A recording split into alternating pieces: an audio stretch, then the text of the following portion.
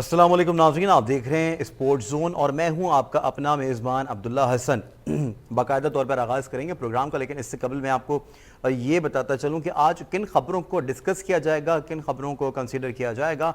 Olympics इस वक्त ज़ेर गौर है। हर कोई अपनी फेवरेट टीम, अपनी फेवरेट कंट्री को देखने के लिए जो है इस वक्त अपने टीवी के आगे बैठ जाते हैं और ये कोशिश करते हैं कि हमारी टीम मेडल्स जो है वो ज़्यादा से ज़्यादा हासिल कर सके। लेकिन हम ये कोशिश कर रहे हैं कि हमारी टीम जो है यहाँ से जो हमारे जो ऑफिशियल्स जो गए हैं, हमारे जो प्लेयर्स गए हैं पाकिस्तान के, इस वक्त अरशद नदीम जो हैं वो ज़ेर गौर हैं।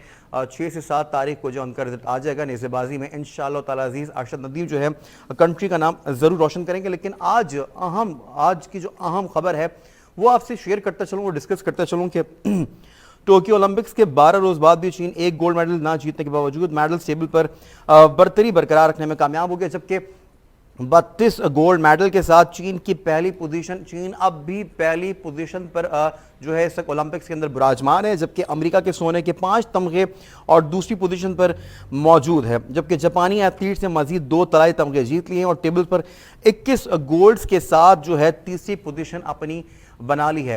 आज तक की अपडेट्स ये रही हैं, इसको ज़रूर इनके ऊपर भी बात की जाएगी। साथ ही साथ एक निहायत ही इंपॉर्टेंट बात जो कि हम मिस कर रहे हैं, पाकिस्तान की हॉकी टीम जो कि पाकिस्तान का हॉकी जो है वो हमारा कौमी खेल है, लेकिन कहीं पर भी अब हॉकी जो है नज़र नहीं आती है। जबकि कौमी हॉकी टीम के साबिक कप्तान रशीदुल हसन का ये कहना है कि ओलंपिक्स में पाकिस्तान का हॉकी में नुमाइंदगी से महरूम रहना सदमे से कम नहीं है। जबकि रशीदुल हसन ने कहा है कि वज़ीर आज़म पैट्रन चीफ का इख्तियार रखते हुए पाकिस्तान की हॉकी फेडरेशन के सदर और सेक्रेटरी को तब्दील करें। उन्होंने ये भी कहा है कि भारतीय हॉकी टीम 41 साल बाद सेमीफाइनल में पहुंची है। हॉकी के ऊपर भी बात की जाएगी, इसके ऊपर हमारे साथ ओलंपिक एक्सपर्ट हमारे साथ मौजूद होंगे, वो हमें बताएंगे कि क्या सूरत हाल है, हम आगे क्यों नहीं बढ़ पा रहे हैं, ऑफिशियल ज़्यादा जा रहे हैं, प्लेयर्स कम जा रहे हैं, किसके साथ कहाँ पे ज्यादती हुई है, कहाँ पर्ची लगी, उसके ऊपर ज़रूर बात की जाएगी। साथ ही साथ केपीएल निहायत ही इंपॉर्टेंट टॉपिक आजकल चल रहा है, केपीएल के ऊपर ज़रूर बात की जाएगी। और KPL Kashmir premier league, KPL के टिकट्स की ऑनलाइन फ़रोख्त शुरू कर दी गई है। जबकि केपीएल इंतज़ामिया के मुताबिक कश्मीर प्रीमियर लीग के मैचेस के टिकट 4 मुख्तलिफ कीमतों में फ़रोख्त किए जा रहे हैं। टिकट्स की कीमत के वाले से आपको ये बता दूं कि 750 रुपये, 1500 रुपये, 2000 और 2500 में ये टिकट जो हैं जारी की गई हैं। अब मुख्तलिफ इंक्लूजर्स हैं, मुख्तलिफ मराहत हैं, सहूलियात होंगी यहाँ पे। शायकीन क्रिकेट मज़े से जो हैं एंजॉय कर सकते हैं इन मैचेस का से बता दूं कि मायानाज ऑलराउंडर शाहिद खान आफरीदी की रावलाकोट, जबकि शोएब मलिक के मीरपुर हॉक्स इफ्तिताई मैच में मद्दे मुकाबिल होंगे। देखना ये होगा कि मैचेस जो हैं बड़े शानदार और सनसनीखेज हो सकते हैं, लेकिन इससे कबल ही जो है इसको नज़र लग गई है इस इवेंट को। कहा यह जा रहा है कि दीगर मुबस्सरीन क्रिकेट का ये कहना है और ये मानना है कि ये जो इवेंट है इतना अच्छा ना हो पाए, इतना अच्छा सक्सेसफुली जो है आगे ना बढ़ पाए जिस तरह से इसके बारे में कहा जा रहा था, क्योंकि हिंदुस्तान जो है अपनी घिनौनी साजिशों से जो है वो बाज नहीं आ रहा है। मुसलसल जो है हिंदुस्तान की जानिब से जो है इसके अंदर कुछ ना कुछ बातें की जा रही हैं। जबकि अप्रोच कर लिया गया कमेंटेटर्स को, जैसे कल भी मैंने आपको बताया था और इसके ऊपर जो है मुकम्मल तौर पे हमने डिबेट की थी कि हिंदुस्तान जो है अपनी साजिशों से और अपने घिनौने रूप से बाज नहीं आ रहा है। जबकि आपको ये बताते चलूँ कि आज ये भी बात करेंगे कि न्यूजीलैंड की टीम जो है वो भी पाकिस्तान आ रही है और न्यूजीलैंड की टीम अगले माह पाकिस्तान आएगी। साथ ही साथ उमर अकमल के हवाले से आपको बताऊं कि उमर अकमल भी जो क्लब क्रिकेट खेलने अब वो जाएंगे, उनको पीसीबी की जानिब से इजाज़त मिल गई है। ये तमाम तर चीज़ें डिस्कस होंगी स्पोर्ट्स जोन में। यहाँ पर वक्त हुआ ब्रेक का, हमारे साथ रहिए।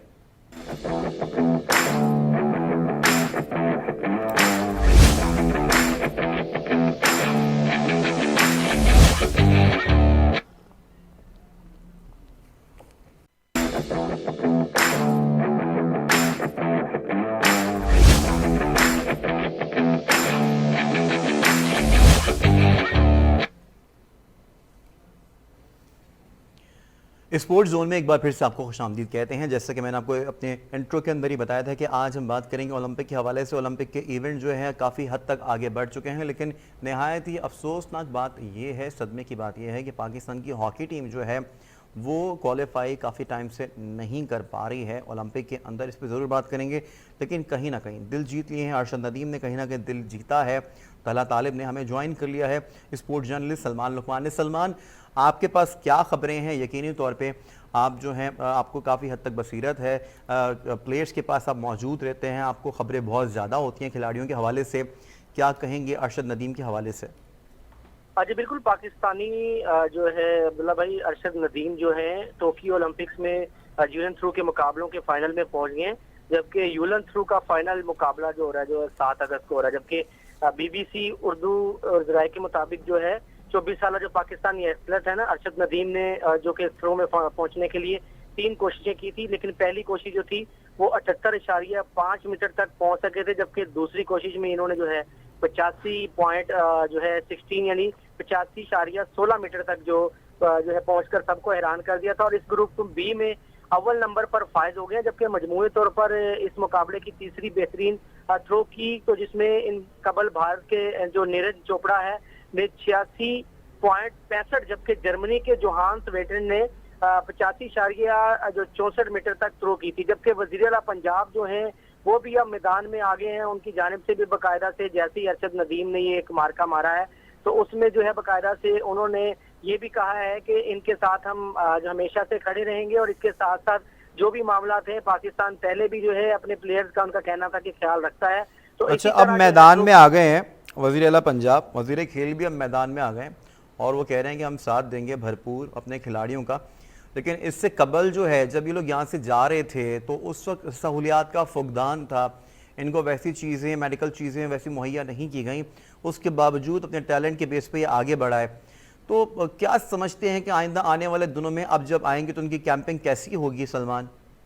देखिए जी अब्दुल्ला, बात ये है कि जब कोई भी प्लेयर जाता है ना तो पहली बात तो ये कि हुकूमत को चाहिए कम से कम ऐसे जो टैलेंटेड प्लेयर हैं इस तरह के टूर्नामेंट पाकिस्तान में करवा के उसको जो प्रमोट किया जाए। जब ये ऐसा होता है कि कोई खिलाड़ी यहाँ से पाकिस्तान से दीगर ममालिक में एथलीट के लिए जाता है तो नहीं सिलेक्ट तो हो सकता, या कोई उसकी परफॉर्मेंस अच्छी नहीं होती तो ये उसको बेहतरीन नहीं समझते, तो जैसे ही गुड लक बाय चांस जो खिलाड़ी अच्छा परफॉर्म करता है तो साथ ही चाहे वो मिनिस्टर हो, चाहे वो वजीर आला हो, चाहे वो कोई भी हो, वो उसके लिए खड़े हो जाते हैं, जी इस बंदे ने अच्छी कारकर्दगी दिखाई है तो हम इसके साथ खड़े होंगे।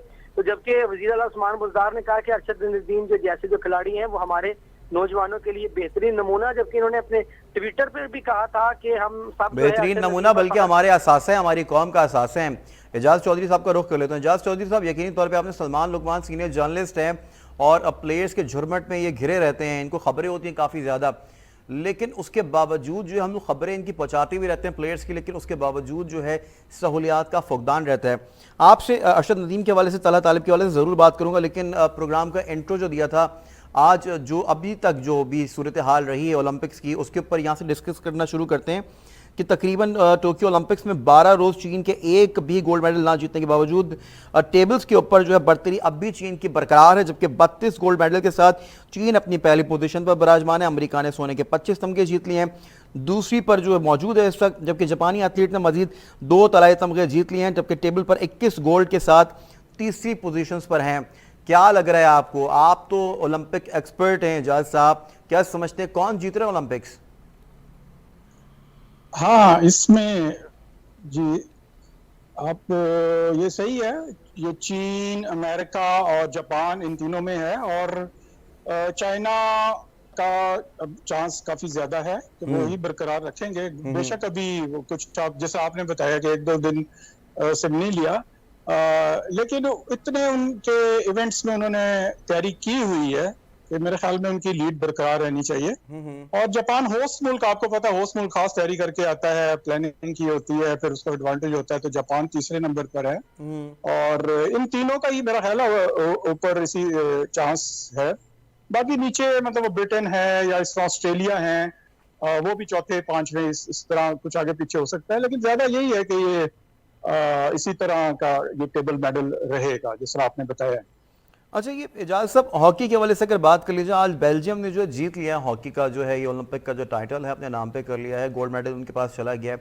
ऑस्ट्रेलिया को उन्होंने ज़ेर किया है और ऑस्ट्रेलिया की जो वुमेंस की जो टीम है वो भी आगे बढ़ चुकी है, वो भी सेमीफाइनल जो है खेलेंगी, लेकिन पाकिस्तान की हॉकी टीम जो है इस बार भी ओलंपिक का हिस्सा नहीं बनी है।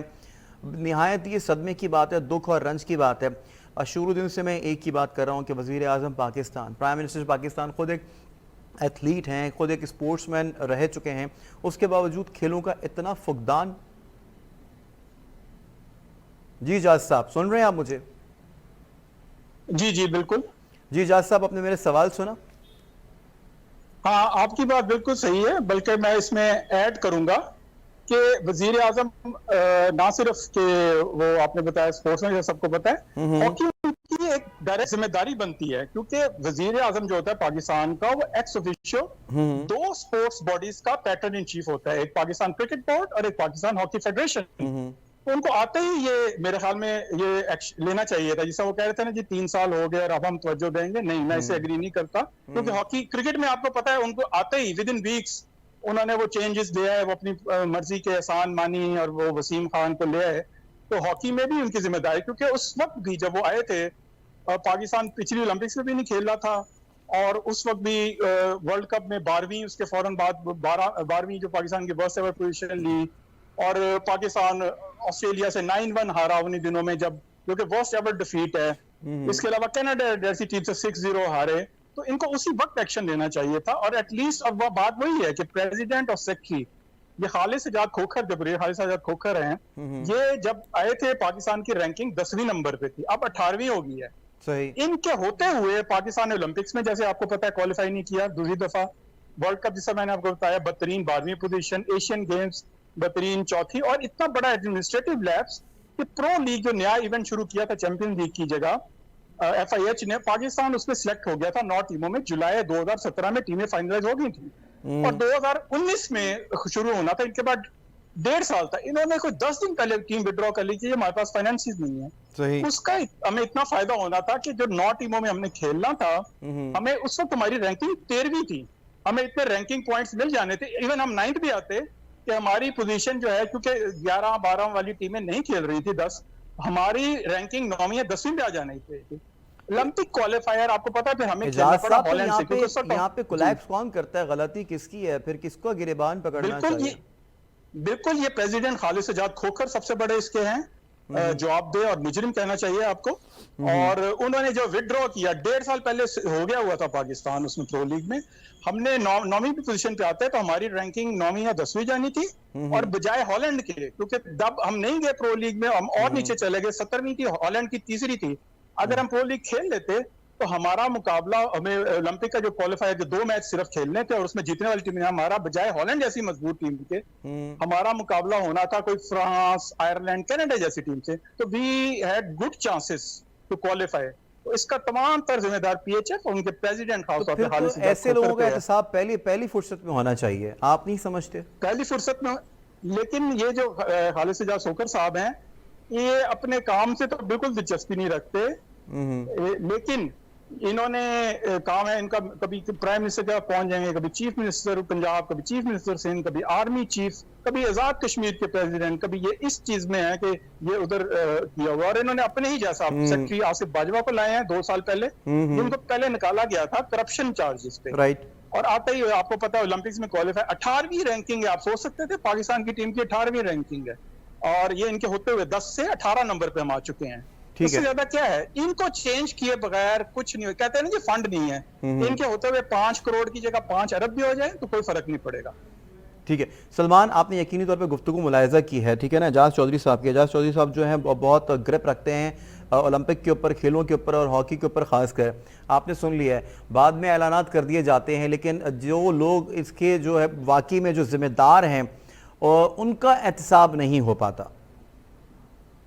जी बिल्कुल अब्दुल्ला, इन्होंने बहुत अच्छी बात की है। पाकिस्तान में टैलेंट की कमी नहीं है, पाकिस्तान में बहुत भरपूर टैलेंट भरा हुआ है, लेकिन ये कि इसके मौका बहुत कम है। जो अब बात यही आ जाती है ना कि टैलेंट को प्रमोट करने के लिए भी कुछ इम्कानात जो हैं उनको होना चाहिए। जब कोई प्लेयर बेचारा यहाँ से गरीब तबके से ज्यादातर प्लेयर हमारे, क्योंकि वो चाहते हैं कि पाकिस्तान का नाम हम रोशन करें, पूरी दुनिया में जाकर खेलें, लेकिन उनको प्रमोट नहीं किया जाता है। जिम्मेदार तो हुकूमत पे, अभी हुकूमत के ऊपर भी जिम्मेदारी आती है, मुतलका बोर्ड के ऊपर भी आती है कि वो नए नए टैलेंट को आगे लेकर आए। हमारे पास यंग यूथ है, यूथ के पास टैलेंट है, हर तरह से पाकिस्तान का नाम प्रमोट किया जा सकता है, लेकिन इस पर गौर नहीं किया जाता।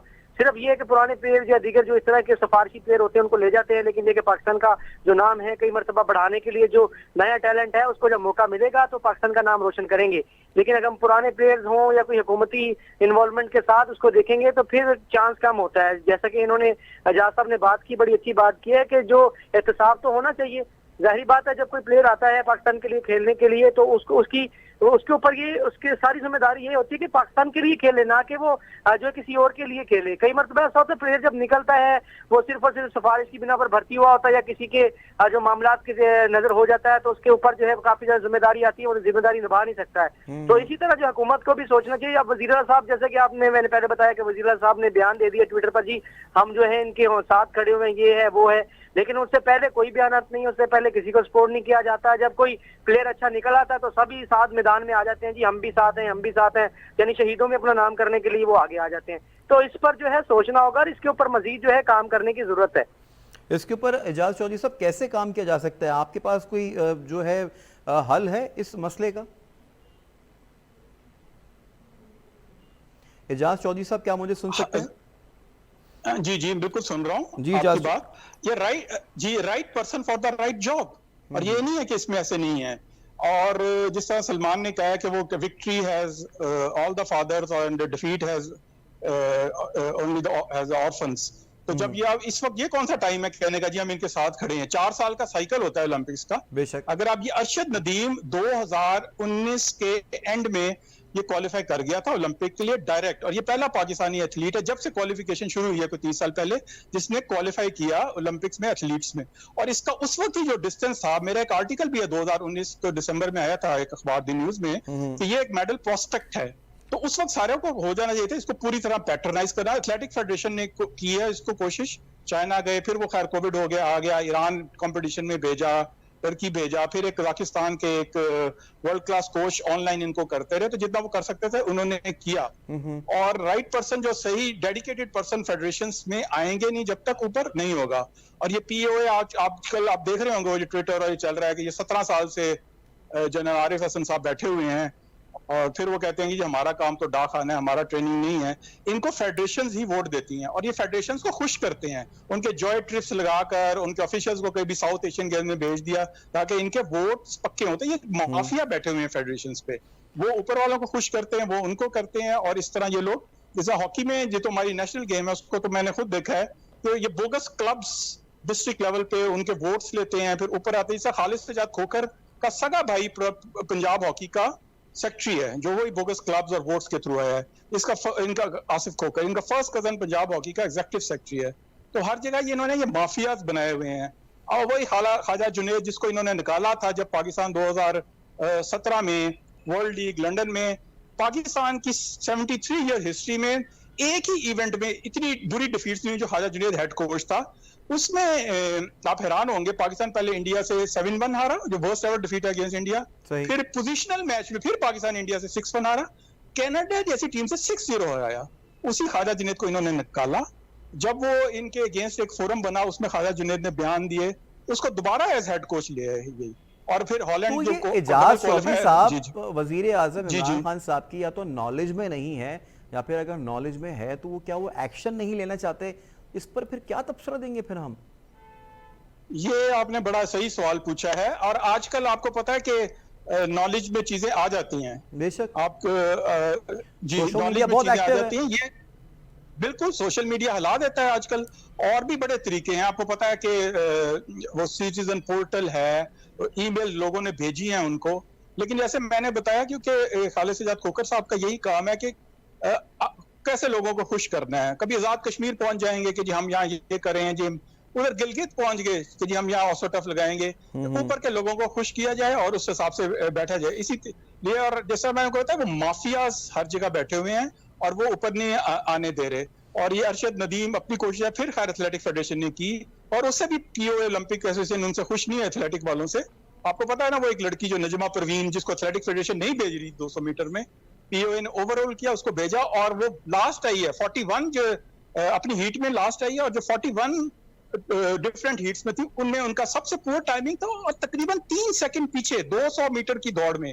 और ये गालिबन ओलंपिक विमेन की 200 मीटर की हिस्ट्री में बदतरीन टाइमिंग था। तो ये लोग तो वो और उसका एथलेटिक फेडरेशन ने उनको बुलाया कि आप 2 दफा ट्रायल पे आए, वो नहीं आई। उधर किसी ने ये भी कहा कि क्योंकि उनकी शादी हो चुकी है और एक हमारी पुरानी 200 मीटर्स की चैंपियन थी शाहिदा खानम, जो कि डीजी स्पोर्ट्स और पंजाब, बड़ी जिम्मेदार खातून, उन्होंने कहा ये प्रॉब्लम फैमिली गेम है इसलिए नहीं आ रही। लेकिन टसल में अपनी ईगो दिखाने के लिए ये पीओए ने उनका नाम खुद ही डायरेक्ट भेज दिया और वहां वो हमारी बदनामी का बायस बनी।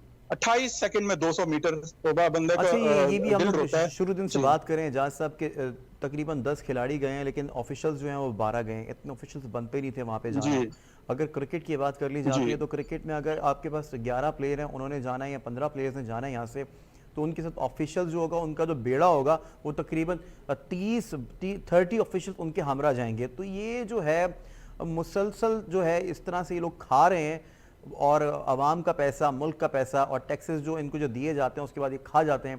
तो ये हम क्या समझते हैं कि आइंदा आने वाले दिनों में हम अपने स्पोर्ट्स का मुस्तकबिल फिर क्या देख रहे हैं? जिस तरह की आपकी बात हुई, जिस तरह माफिया आपकी आवाज़ कट रही है सलमान। हम और आप, जी जिस तरह हम और आप कह रहे हैं कि आजकल वो सोशल मीडिया और उसकी वजह से अवेयरनेस इतनी आ गई है, बात ऊपर तक आ जाती है, तो उससे उम्मीद है कि कुछ फर्क पड़ना चाहिए।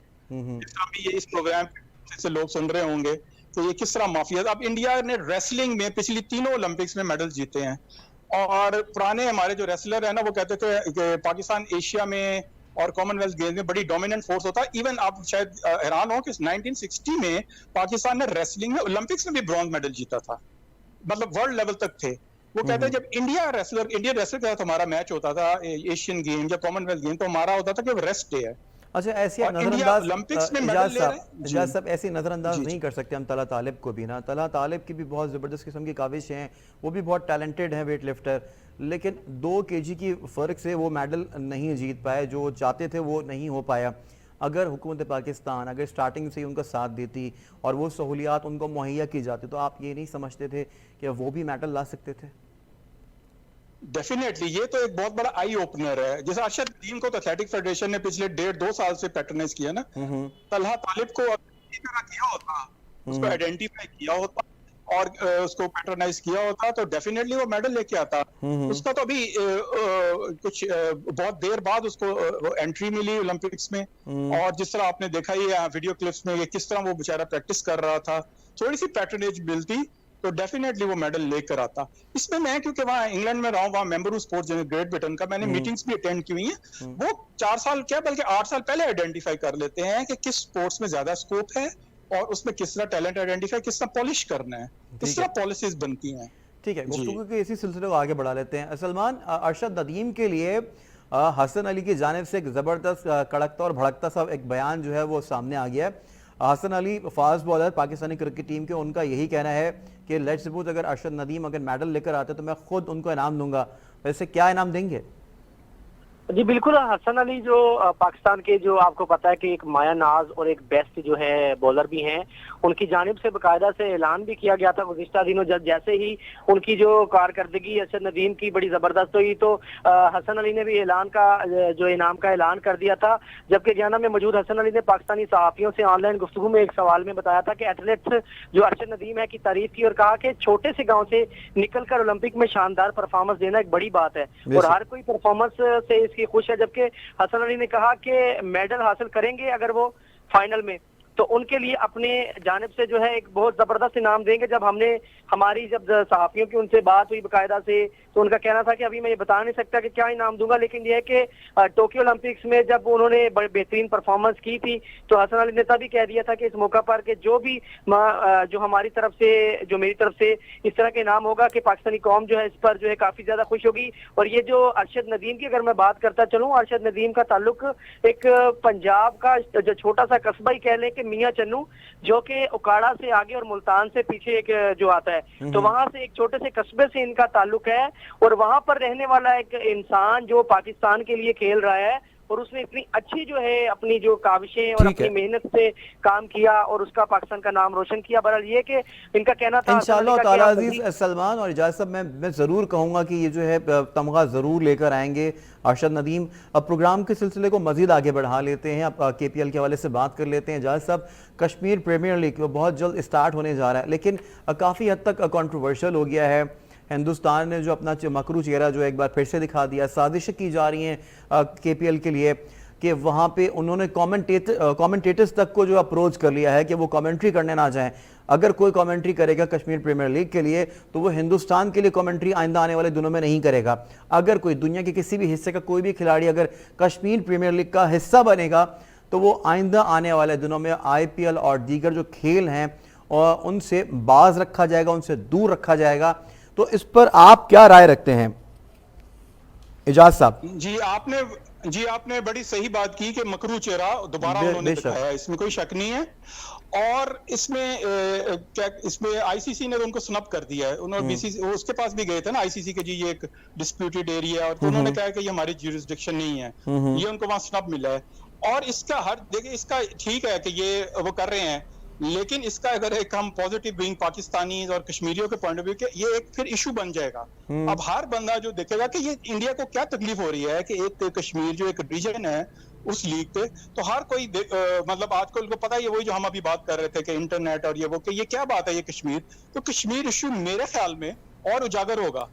जो भी क्रिकेट इंथुजियास्ट है जिसको नहीं पता वो इसको प्रोब करेगा गूगल वगैरह में जाकर कि ये क्या है, तो इन्हें देख आप कह सकते हैं कि कश्मीर इशू इनडायरेक्टली इसका फायदा होगा जो इंडिया इसको कंट्रोवर्शियल बना रहा है। जब भी कंट्रोवर्सी होती है तो आपको पता है लोगों की क्यूरियोसिटी होती है कि भाई ये क्या वजह है, तो वो कश्मीर इशू और उजागर होगा इससे। अच्छा, आप कह रहे हैं कि उजागर होगा, लेकिन मैं इस पे मजीद आगे आपसे बाद में बढ़ाऊंगा। सलमान आपकी जानिब, तो सलमान कैटेगराइज किया गया टिकट्स के हवाले से 750 रुपए की, 1500, 2000 और 2500 में ये टिकट्स जो हैं जारी कर दी गई हैं। इस पर क्या राय रखते हैं, क्या कमेंट देंगे? 8 इंक्लूजर्स भी बनाए गए हैं। शायकीन क्रिकेट जो है कैसे इन मैचेस को जो है एंजॉय कर सकेंगे? क्या डिस्टेंस से बिठाया जाएगा बहुत ज़्यादा? देखिए जी, जाहिर बात है कि एक बहुत अच्छी ये जो कश्मीर प्रीमियर लीग है, इसको जो बनाकर जो है बाकायदा से स्टेडियम में अंदर आने की जो कि इंतजामिया ने जो है इजाजत पर गौर किया है, जबकि इसकी टिकट के हवाले से भी ऐलानात कर दिए गए, जबकि केपीएल इंतजामिया का शायकीन स्टेडियम के अंदर आने पर गौर किया जा रहा है। इस मुताबिक अगर मैं बात करूँ तो इसमें यह भी कहा जा रहा है कि जब कश्मीर प्रीमियर लीग का बाकायदा से आगाज चंद दिन बाद बाकी रह गया और टीमों की मुजफ्फराबाद आमद भी शुरू हो गई है, जबकि जराये के मुताबिक ये भी पता चला है कि दिलचस्प मैच देखने के लिए शायकीन की महदूद तादाद में स्टेडियम आने की इजाजत देना चाहती है। और national command and operation centre बराए तदराक कोरोना एनसीओसी की इजाजत के बाद टिकटों की फरोख्त भी जल्द शुरू कर दी जाएगी। जबकि ये भी पता चला है कि मुजफ्फराबाद स्टेडियम में 10,000 अफराद के बैठने की गुंजाइश है, जिसमें से सिर्फ 30% अफराद को जो है अंदर आने की जो है इजाजत दी जा सकती है। और कश्मीर प्रीमियर लीग का पहला मैच जो 6 अगस्त को शाहिद अफरीदी की रावलाकोट और शोएब मलिक की मीरपुर रॉयल्स के दरमियान खेला जाएगा। सलमान 3000 लोग जो हैं वो बैठेंगे स्टेडियम के अंदर तकरीबन 3000 के करीब। जाहिर बात है 30% यही बनता है, क्योंकि 10,000 अफराद 10% 10,000 अफराद के बैठने की गुंजाइश है, जिसमें से सिर्फ 30% अफराद को आने की इजाजत दी जा सकती है। जराये से ये हमें मालूम हुआ है। और तो सलमान, मैं आपसे ये जानना चाहता हूँ कि तैयारियां कौन से मरहले में पहुंच चुकी हैं और एसओपीज का ख्याल रखने के लिए क्या क्या इकदाम किए गए वहां पे? जी बिल्कुल, तैयारियां जो है काफी ज्यादा जोशो जज्बे से जारी हैं। कश्मीर प्रीमियर लीग में 19 में से 12 मैचेस डे एंड नाइट होंगे और टूर्नामेंट का जो फाइनल है वो 17 अगस्त को खेला जाएगा, जबकि क्वालिफाइड जो मैच है वो 14 अगस्त को खेला जाएगा। और एलिमिनेटरी को मैच जो है 15 अगस्त और दूसरा एलिमिनेटर जो राउंड है वो 16 अगस्त को होगा। तमाम तैयारियां जो मुकम्मल कर ली गई हैं, स्टेडियम भी साफ सुथरा काम कर दिया गया है। और ये जो कश्मीर प्रीमियर लीग हो रही है ये दूसरे ममालिक में भी पाकिस्तान का इमेज बेहतर जा रहा है। और जिस तरह इन्होंने बात की पहले भारत के हवाले से, तो भारत का जो मकरूज चेहरा वो दोबारा से बेनकाब हुआ है और भारत नहीं चाहता था कि ये प्रीमियर लीग हो। दीगर ममालिक के जो कंट्रीज के लोग हैं उनको आने के लिए भी पाबंदी का सामना इन्होंने इनकी जानिब से जराये के मुताबिक इन्होंने ऐलान किया। लेकिन ये है कि पाकिस्तानी प्लेयर्स और दीगर प्लेयर्स हैं वो काफी ज्यादा खुश नसीब हैं और खुश आइंदा इस चीज को समझ रहे हैं कि ये एक अच्छी लीग जो है वो साबित होगी। और आइंदा जो है पाकिस्तान का जो इमेज है पूरी दुनिया में दीगर ममालिक में भी, जैसा कि इंटरनेशनल जो मैचेस हैं वो भी पाकिस्तान में शुरू हो चुके हैं। जो कोरोना वायरस की वजह से जो था जो प्रीमियर लीग हुई थी अपनी पीएसएल, वो भी जो है फिलहाल जो मतलूब करके जो है दीगर ममालिक के साथ। एजाज साहब आपकी जाने बात हूँ। एजाज साहब, जैसे कि आपने कहा है कि कश्मीर इशू उजागर हो जाएगा इससे और मजीद बात आगे बढ़ेगी, पूरी दुनिया ये देख रही है कि भारत का मकरू चेहरा, आपने बोला कि मैंने बिल्कुल सही अल्फाज का इंतखाब किया कि बिल्कुल ठीक कहा मैंने कि मकरू चेहरा भारत जो है अपना दिखा रहा है, साजिशें करने से बाज नहीं आ रहा। लेकिन काफ़ी दिनों से मैं ये चीज़ सुन रहा हूँ मुबस्सरीन क्रिकेट की जानिब से, उनका यही कहना था कि पीसीबी की जानिब से, पाकिस्तान की जानिब से जो है सपोर्ट नहीं किया जा रहा कश्मीर प्रीमियर लीग को, तो पॉसिबिलिटी ये भी है कि ज़्यादा सक्सेसफुल ना हो। एजाज साहब। नहीं, पीसीबी का ये है कि उसमें पीसीबी का रोल है, उसके बगैर आपको पता है पाकिस्तान में या कश्मीर में इतना बड़ा इवेंट नहीं हो सकता। और अभी तो सारी तैयारियां हो गई हुई हैं, और आपको पता है कि ओवरसीज जब कश्मीरी बहुत लोग हैं, जैसे मीरपुर की रॉयल्स की टीम जो है वो एक यूके के पाकिस्तानी नजाद कश्मीरी ने खरीदी है, तो वो कामयाब मुकम्मल होगी। और पीसीबी के है इसमें पैट्रोनेज, उसके बगैर तो आपको पता है इस तरह इवेंट इतना बड़ा नहीं हो सकता। बेशक। और इसमें जी और इतना एंथुसियाज्म है कश्मीर में। अच्छा, मेरे पास टाइम काफ़ी कम है, लेकिन मेरे पास जो चीज़ें थी बात करने के लिए, टॉपिक जो थे वो मुकम्मल तौर पे कंप्लीट नहीं हो पाए, क्योंकि हमने काफ़ी ज़्यादा बात करी अरशद नदीम के हवाले से, तलहा तालिब के हवाले से। इस वक्त न्यूजीलैंड की टीम, जो बहुत ही इंपॉर्टेंट न्यूज़ ये सामने आई है कि तकरीबन 18 साल के बाद जो है वो पाकिस्तान में कदम रखेगी। शेड्यूल का ऐलान भी कर दिया गया है। आप क्या समझते हैं कि पाकिस्तान की क्रिकेट टीम इस वक्त जिस दोराहे से गुजर रही है, मुसलसल हम हारते हुए आ रहे हैं, इंग्लैंड में सिचुएशन आपके सामने है, एक बारिश की नज़र तमाम तर मैचेस हुए, वरना यहाँ पे भी कलई खुल जाती है पाकिस्तान की वेस्ट इंडीज़ में भी। आप क्या समझते हैं कि पाकिस्तान की क्रिकेट टीम में क्या चेंजेस अब होने चाहिए? बॉलिंग, बैटिंग और फील्डिंग के हवाले से भी बता दीजिएगा, ज़रा मुख्तसर से बोलिएगा। हाँ जी, ये बड़ी अच्छी बात है। न्यूजीलैंड की टीम बड़े सही टाइम पे आ रही है, क्योंकि आपको पता है इसके फौरन बाद T20 वर्ल्ड कप भी है, और इसलिए ये बड़ा इंपॉर्टेंट है हमारे लिए।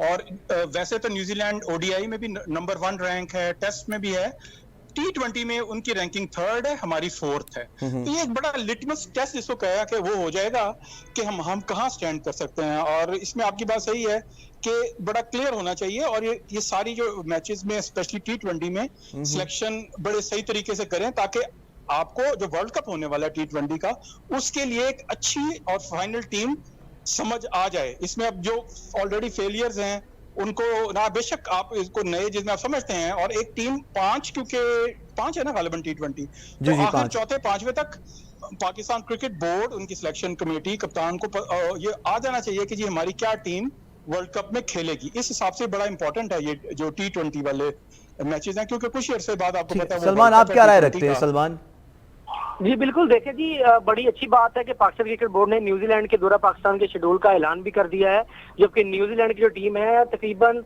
आइंदा माह 18 साल बाद जो है पाकिस्तान का दौरा करेगी। इस दौरान मेहमान टीम जो है ICC men's cricket world cup super league में शामिल 3 वनडे जो इंटरनेशनल मैचेस है और 5 T20 इंटरनेशनल है वो खेलेगी। जबकि जो इनकी बात की जाए सीरीज के हवाले से, तो तीनों मैचेस जो है वनडे इंटरनेशनल जो है वो रावलपिंडी में खेले जाएंगे। ये मैचेस जो तकरीबन 17, 19 और 21 सितंबर को पिंडी खेले जाएंगे, जबकि बस टीम ऐसी, सलमान मतलब कि आपको कहने का मकसद ये है कि टीम ऐसी खिलानी चाहिए है कि जो T20 का जो वर्ल्ड कप आ रहा है उसमें वो टीम जो है करामत साबित हो। सलमान लुकमान हमारे साथ मौजूद थे, स्पोर्ट्स जर्नलिस्ट, आपका बेहद शुक्रिया। एजाज चौधरी जो कि ओलंपिक एक्सपर्ट्स हैं और बेहतरीन एनालिस्ट हैं, आप दोनों ने स्टार एशिया न्यूज़ के लिए वक्त निकाला, स्पोर्ट्स जोन को अपना कीमती वक्त दिया, आप दोनों का बेहद शुक्रिया। सबसे पहले हमने बात करी है आज कौमी हॉकी टीम के हवाले से, जो कि नहायती सदमे से हम 2-4 हैं, क्योंकि मुसलसल जो है ओलंपिक का हिस्सा नहीं बन पा रहे हैं, लेकिन उम्मीदें बांधी हुई हैं कि इंशाअल्लाह ताला अजीज़ अरशद नदीम हमारे लिए गोल्ड मेडल ज़रूर लेकर आएंगे। अपने मेज़बान अब्दुल्ला हसन को दीजिए इजाज़त। अल्लाह हाफ़िज़।